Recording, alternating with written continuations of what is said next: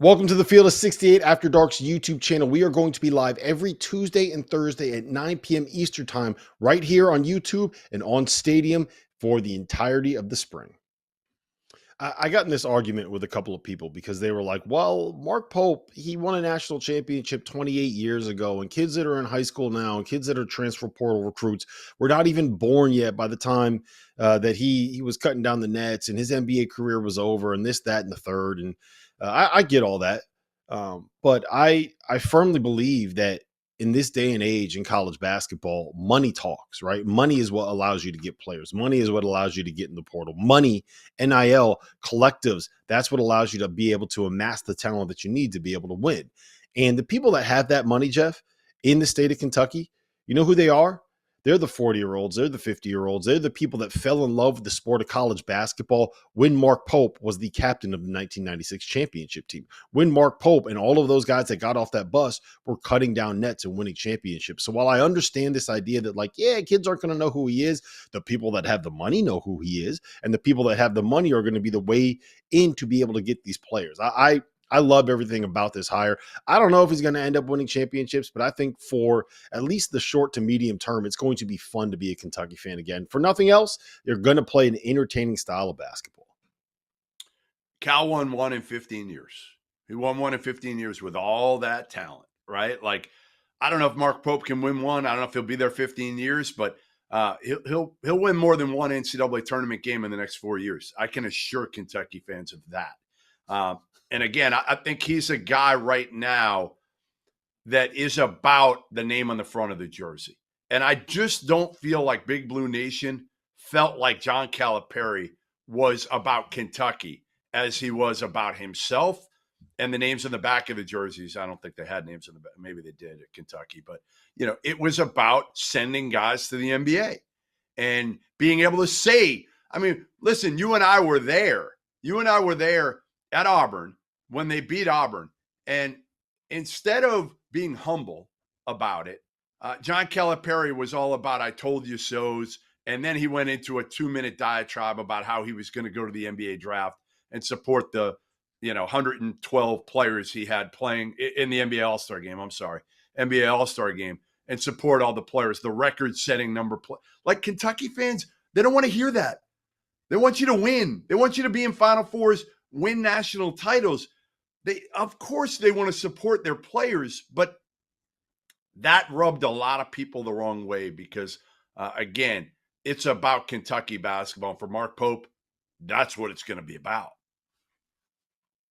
Yeah, and I do think it was interesting that when you hear him talk on and do his radio shows, he puts that first. Like, that's what the priority is on. If you ask him a question, he'll answer that question instead of finding a way to get into whatever he wants to talk about. I do think that there's going to be a level of refreshment when it comes to the person in the program. Kentucky fans had Cal fatigue. Ultimately, they did. They had Cal fatigue. They were done with them. Now, there's a certain segment that was still like, hey, you know what? What he's done for this program, let's give him another year. And for Calipari, it was like, hey, you know what? I don't want to walk around with my head down. I don't want to walk around hearing people chatter about how I'm not getting it done. I'm going to go to Arkansas, and I'm going to beat the shit out of Kentucky. That's what I'm going to do. I'm going to have more resources. And the question now is going to be, how many resources, what will Mark Pope have at Kentucky? Will he be able to go toe-to-toe with Cal for some of these recruits? I don't think he's going to get the elite level recruits like Cal did, because that's really not how Mark Pope is operated. I think he'll get a top 10 player, but I think he'll do it. He understands roster construction way better than John Calipari and his staff did. Way better in this era. Yeah, he had a quote today, and now I'm kind of paraphrasing this, but on his radio show last night, he basically said that analytics is going to what drives the basketball decisions that he makes, both in roster construction and in game management. And I think that's going to be a refreshing take for Kentucky fans. They did land a player, Colin Chandler, a former top 35/40 kind of a guy, a big wing, a scorer, a shooter, a player that was committed to BYU from the class of 2022 that went on his 2-year Mormon mission. It looks like they're in the mix and may land a couple of the former players that were at BYU last year. And I believe as of this recording, we do not have official word from Reed Shepard or Robert Dillingham in terms of what they're going to do, or Justin Edwards. But Aaron Bradshaw is off to Ohio State. Big Z is off to Arkansas following Coach Cal, and DJ Wagner is in the transfer portal, and we do not yet know where he's going to go. They've also lost a couple of the incoming freshmen coming in, but Billy Richmond and Carter Knox, as far as I know, have not yet made a decision on where they're going. How difficult is it going to be for him to kind of build out this roster, and where do you see this team being when it's all said and done in 3, 4, 5 weeks, once the transfer portal stuff kind of slows down a little bit? Yeah, I mean, we don't know. We don't like we can pretend like we know, but we have no idea right now who Mark Pope's going to land and what this roster is going to be like. But we have confidence that if he's got a big enough payroll, that he's going to be able to get good enough players that, again, fit his system. I think you'll see a combination of athletic dudes and a combination of skilled dudes that he had at BYU. Obviously, he could not get to BYU some of the players he's going to be able to get to Kentucky.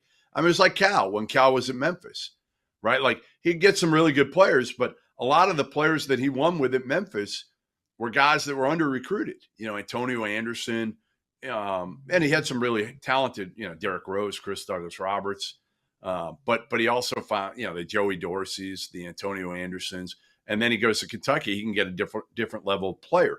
That's going to be the same thing with Mark Pope. He's going to get good players. I would anticipate, again, they're going to be a roster that we look at in a month and say this is a top 25 roster. I don't know who it's going to entail, but I feel like the combination of Kentucky, the brand, the money, the resources behind it, the NIL, and the work ethic of Mark Pope, I think we'll be able to land them some really good players. And again, they're not going to be as talented as Kentucky was last year. But last I checked, they lost to Oakland in the first round of the NCAA tournament. A couple years ago, they were talented. They lost to St. Peter's in the first round of the NCAA tournament. Again, I will say this with conviction. Mark Pope will win more than one NCAA tournament game in the next 4 years at Kentucky. Will that be enough? Like that? So that's the question that I have.